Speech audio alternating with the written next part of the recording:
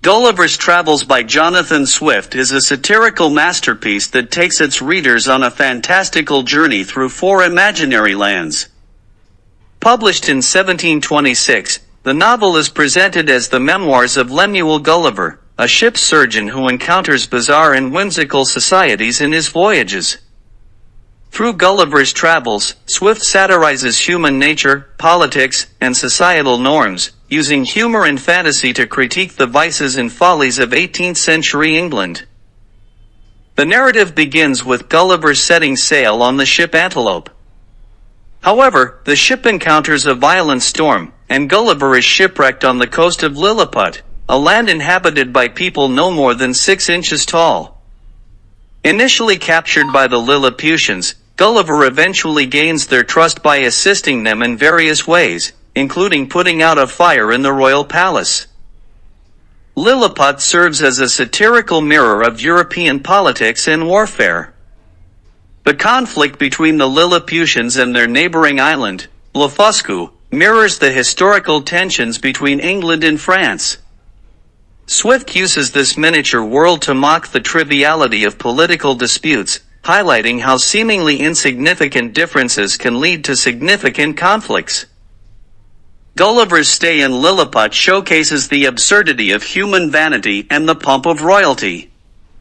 The Lilliputians' elaborate court rituals and Gulliver's descriptions of their ludicrous laws satirize the pretensions and rituals of the European courts of Swift's time. The emperor's decree about which end of a boiled egg should be broken first becomes emblematic of the trivial matters that can lead to great discord.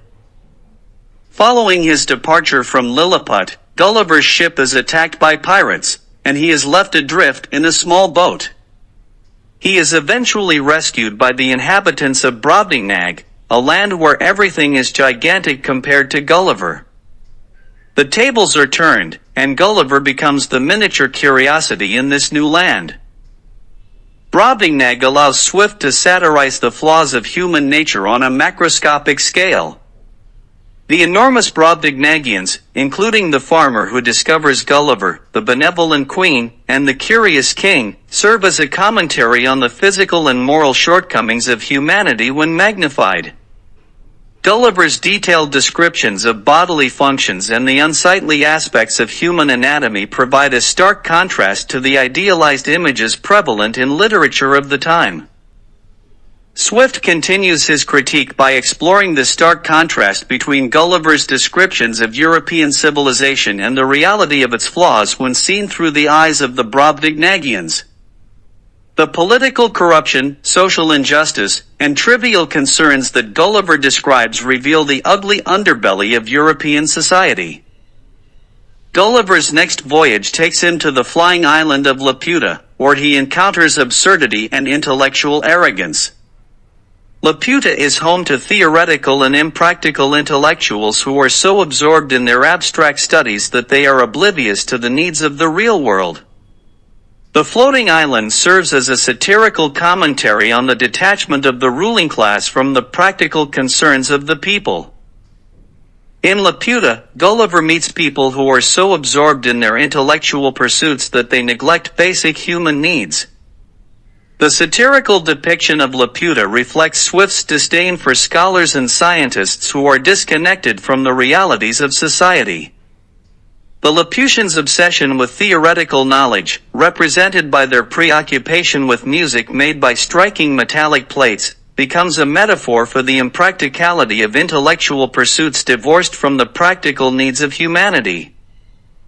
Gulliver's fourth journey takes him to the land of the Howans, a society of intelligent and rational horses, and the Yahoos, primitive and brutish humanoid creatures.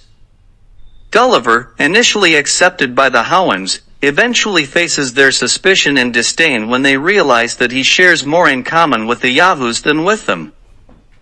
The Howans embody reason and virtue, while the Yahoos represent the base and irrational aspects of human nature. Swift uses this contrast to underscore his disillusionment with humanity. Gulliver, who initially sees the Howans as a utopian society, becomes increasingly disgusted by his own species as he recognizes the Yahoo's traits within himself and other humans. The Hound's disdain for Gulliver highlights the flaws inherent in human nature, and Gulliver becomes a pariah in their society. The novel takes a dark turn as Gulliver's attempts to communicate and reason with the Hounds fail, leading to his eventual expulsion from their land. Gulliver's final return to England marks the conclusion of his travels. However, the experiences have left him profoundly changed and disillusioned. Unable to relate to his fellow humans, Gulliver withdraws from society and becomes a recluse.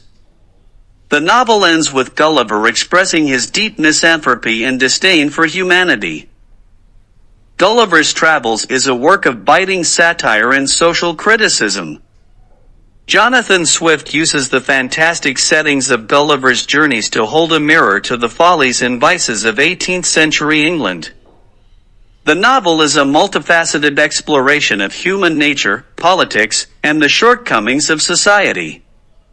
Swift's scathing wit, imaginative settings, and insightful observations make Gulliver's Travels a timeless and influential work that continues to be studied, adapted, and appreciated for its profound commentary on the human condition.